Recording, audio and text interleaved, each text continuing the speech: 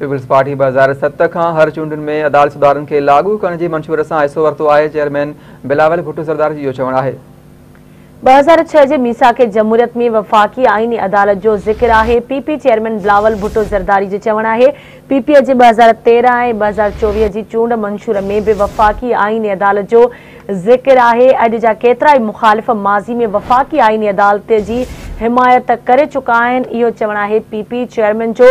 आईनी अदालत लाइ मौजूदा मुख़ालफ़त ज़ाती पसंद ऐं नापसंद जे बुनियाद ते आहे। आईनी अदालत जे हवाले सां 2 ॾहाकनि खां असांजी जमात जो मौक़िफ़ हिकु ई रहियो आहे।